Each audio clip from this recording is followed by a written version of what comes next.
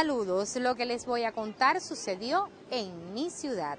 Hoy queremos hablarles de un personaje que se ha integrado a los mitos fundacionales de Santa Clara. Fue considerado el primer poeta que tuvo la ciudad. Sobre José Surí hablamos hoy.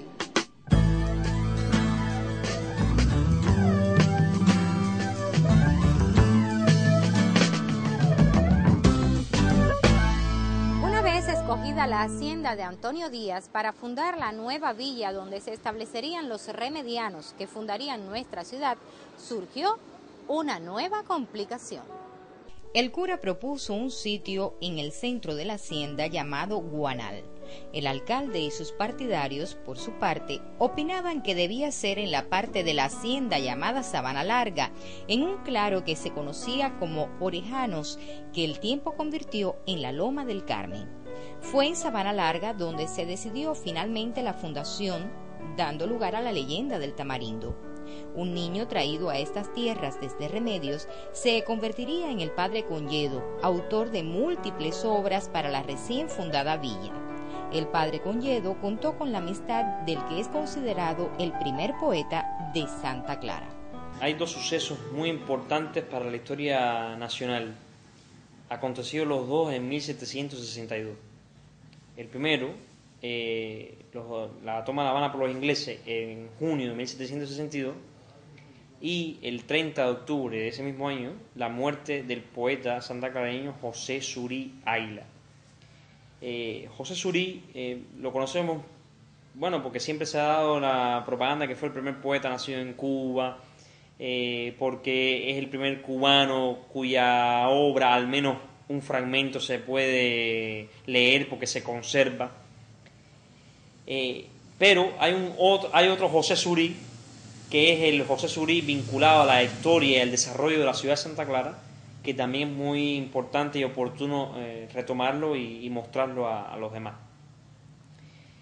Nació en Santa Clara José Surí el 26 de octubre de 1696, hijo de Dionisio Surí y de María de Águila, y fue bautizado en la Parroquial Mayor el 4 de noviembre de ese mismo año. Y esto es curioso porque la mayoría de los libros de la Parroquial Mayor están deteriorados.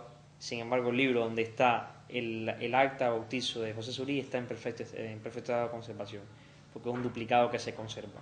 Y fue el bautizo 166 del año 1696. Un dato curioso que se conserva sobre él. Pero como sus padres mueren enseguida, él se tiene que mudar hacia Remedios. Y ahí, donde trabajando en el campo, es donde comienza un poco, vamos a decir, improvisando los primeros destellos como poeta. La historia del primer poeta de Santa Clara no fue absorbida por el tiempo gracias al libro Memoria Histórica de la Villa de Santa Clara y su jurisdicción de nuestro primer historiador Manuel Dionisio González. Si bien no fue el primer farmacéutico que tuvo Santa Clara, como muchas veces se ha dicho, sí fue el primero que tuvo una botica con toda la ley.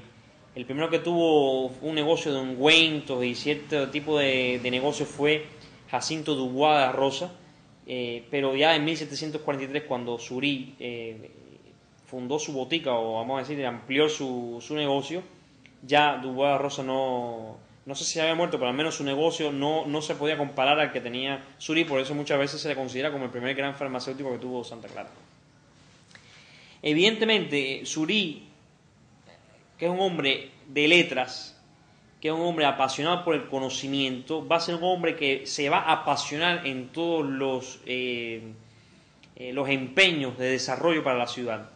Por ejemplo, a él se le debe, cuando trabajaba en el Ayuntamiento de Santa Clara, o cuando colaboraba como Procurador General del Ayuntamiento, la apertura de ciertos callejones que tenían los patios de la casa de la gente para el tránsito de la ciudad. Así, por ejemplo, surgió la calle Villuendas, que se llamó San José en su honor, José Surí, San José, ¿no? El Callejón de las Flores y el Callejón de los Vizcaínos, que es el actual Plácido. O sea, estas tres calles, Villuendas, Padre Chao y Plácido, van a ver su nacimiento gracias a la obra de José Surí. Y uno dice, no solamente el abrir al tránsito, porque qué tránsito podía tener Santa Clara en 1740, ¿no? No solamente por el tránsito, sino que eran lugares que, como eran patio tras patio, casas de gente pudiente sobre todo, eran focos de enfermedades, de ratas, de mosquitos. Entonces, al abrir al tránsito, lograba higienizar estas calles y controlar un poco las epidemias que ya desde entonces estaban asolando Santa Clara, ¿no? Como se sabe en la historia de la medicina villaclareña, de que sobre todo hubo brotes de viruela y de cólera en Santa Clara en esta segunda mitad, o en esta primera y segunda mitad también del siglo XVIII.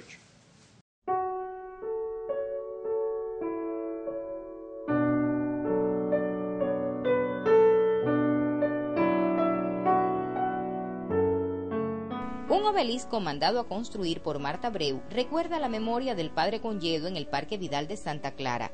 Durante muchos años el obelisco fue el centro sobre el que giraba la plaza más importante de la ciudad. La obra rinde homenaje a las grandes figuras de nuestra historia fundacional, donde no pueden faltar Conyedo, Hurtado de Mendoza y muchos otros que trabajaron por Santa Clara.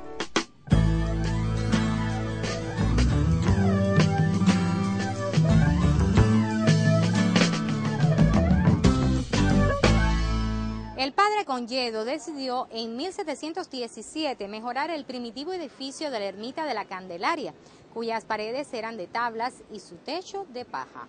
Las obras comenzaron en 1718 y la nueva ermita, ahora con sus paredes de mampostería y sus techos en teja criolla, se convirtió en Nuestra Señora de la Candelaria, que llegaría hasta que fuera demolida para construir el Teatro La Caridad. En esta y otras obras del padre Conyedo tuvo una participación muy especial el poeta José Surí. Mucha gente no quería que ejerciera medicina en Santa Clara porque lo consideraban que no era un médico de carrera, ¿no? Sino que era más bien autodidacta, que su conocimiento de medicina era muy incipiente. Y esto hizo que fuera procesado y tuvo que comparecer frente a las autoridades españolas en La Habana. Y su defensa de medicina en La Habana, dice Manuel Dionisio, la hizo en forma de poema, en forma como si estuviera recitando una décima a este procurato en La Habana. Y enseguida en La Habana, por el ingenio y por su creatividad y porque descubrieron que de verdad había un dote como médico, le dieron el título de médico cirujano, el título que ostentó hasta el final de sus días en Santa Clara. Y esto es muy significativo porque, como hemos dicho en otros programas, desde 1730 el padre Conyedo había fundado un hospital para personas pobres en el fondo de la parroquia mayor, que se llamaba el Hospital de Nuestra Señora de las Angustias. Y José Surí, al ser médico, no al ser procurador del ayuntamiento, sino al ser médico, colaboró directamente con este hospital. Y muchas veces de su dinero personal sufragó los gastos de este hospital y sufragó las medicinas para los enfermos de este hospital. Y eso lo hizo hasta que murió en 1762. En 1744 el padre Conyedo fue nombrado deán de la Catedral de Santiago de Cuba y estuvo durante 10 meses en aquella ciudad.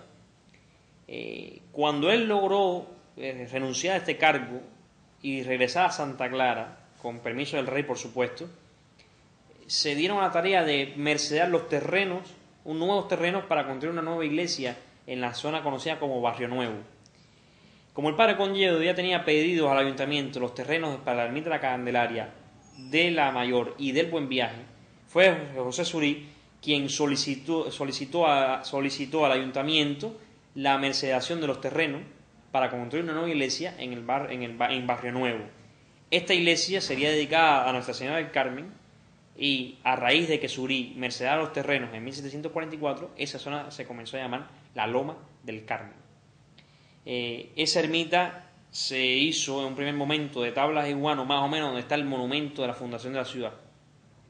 Y luego, en 1754, se comenzó a edificar en el territorio donde está actualmente y en cuyas estancias murió el padre Conyedo el 20 de enero de 1761. Cuenta Manuel Dionisio González, que fue la hija de José Surí, quien preservó los poemas que trascendieron al poeta. José Surí es una persona muy importante para la ciudad de Santa Clara porque va incluso a preceder después lo que haría Marta Abreu en el siglo XIX, que es una persona que va a buscar hacer el bien a la ciudad y a los santaclareños sin buscar ni el reconocimiento público ni buscar el aplauso colectivo. Van a hacerlo movidos por un sentimiento de auténtica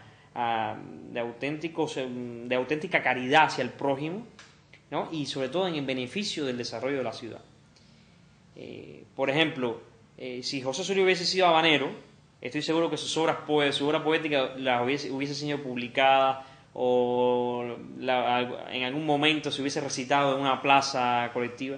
Su obra prácticamente pasó desapercibida de la historia de Santa Clara, incluso de la historia de la literatura cubana, hasta el punto que hoy uno coge un manual o un diccionario de literatura cubana y Surí le dedican un párrafo, 2 líneas, los datos que dan, la mayoría de las veces uno coge un diccionario y lo compara con otro y no coinciden. O sea que su obra literaria va a ser más bien para consumo personal. Él no va a hacer arte ni para vivir del arte, ni mucho menos para mostrarlo a los demás, sino que más bien para sí, y sobre todo vinculado a las festividades religiosas de la villa.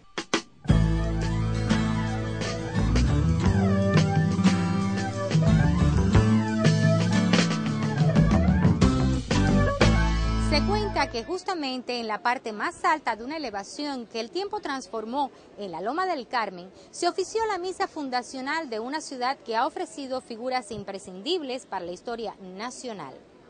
La historia de Santa Clara se conforma de eventos que unidos crean una manera de presentar la vida de sus mujeres, hombres y la nación de la que forman parte. Los espero en un próximo encuentro para continuar con Historias de mi ciudad.